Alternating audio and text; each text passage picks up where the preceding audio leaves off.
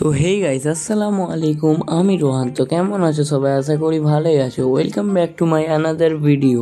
তো গাইস, আজকে ছিল নবী দিবস, তাই তো চলে এলাম প্যান্ডেলে। আর প্যান্ডেলে এসে দেখো এখানে স্টেজ রেডি হয়ে গেছে আর বক্সও খাটাচ্ছিল। আর গাইস, আমরা সব এখানে কাঠের গুঁড়ো দিচ্ছিলাম যাতে কাদা ছিল যত, সব কাদাগুলো একটু ঠিকঠাক হয়ে যায়। তারপর বিকেল হতে আমি আমার চাচাতো ভাইদের সাথে বেরিয়ে পড়েছিলাম একটু পাড়ার এদিক ওদিক ঘুরতে, কারণ কি সব জায়গায় লাইটিং মাইটিং খেটেছে আর রাস্তার ধারে সব দোকানও বসতে চালু হয়ে গেছে।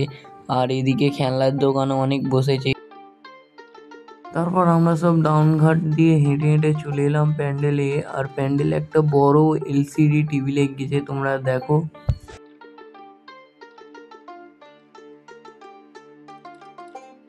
তারপর কেরাত কম্পিটিশন চালু হয়ে গেল। আর গাইস, আমি প্রথমেই বলেছি আমাদের এখানে আসছে আব্বাস সিদ্দিকী। আব্বাস সিদ্দিকীর টাইম হচ্ছে 8টার সময়, তাই বেশি দেরি না করে আমি ঘরে চলে আসলাম। ঘরে এসে ফ্রেশ হয়ে পাঞ্জাবিটা পরে নিলাম, তারপর চলে আসলাম রাস্তার ধারে। আর এখানে ভিড় দেখেই বুঝতে পারছো মানে কতটাই ভিড় হবে। পুলিশের গাড়িও আসতে চালু হয়ে গেছে, মানে আব্বাস সিদ্দিকী আসছে। তাই আমি প্যান্ডেলে এসে প্রথম লাইনেই বসে পড়েছিলাম, কারণ কি তোমাদের একটু ভালো ভালো ভিডিও দিতে হবে। আর দেখো আব্বাস সিদ্দিকীর মানে কত ভক্ত আছে। তো যখন আব্বাস সিদ্দিকী আসছিল তোমাদের একবার ভিডিওটা দেখায়।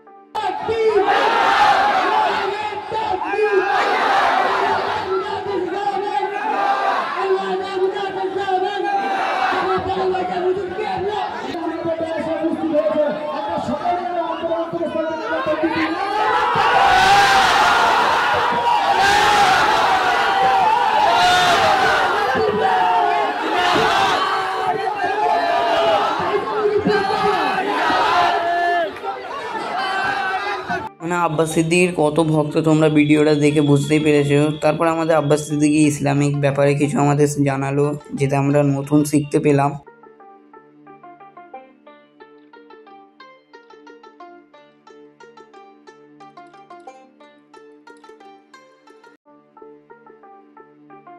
তারপর যখন আব্বাস সিদ্দিকী যাচ্ছিল তখনের ভিড়টাও একবার দেখে নাও।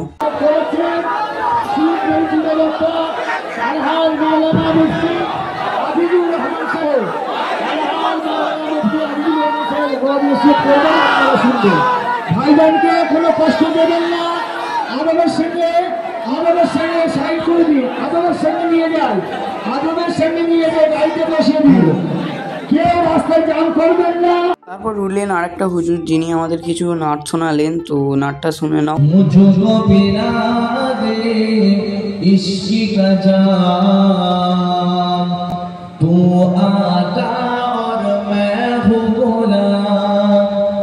এই নাটটা আমার ইউটিউব চ্যানেলে ছাড়া অলরেডি হয়ে গেছে, তোমরা গিয়ে দেখতে পারো। আজকের ব্লগটা এইটুকুই। আপনাদের যদি ভালো লাগে একটা লাইক আর সাবস্ক্রাইব করে যাবে।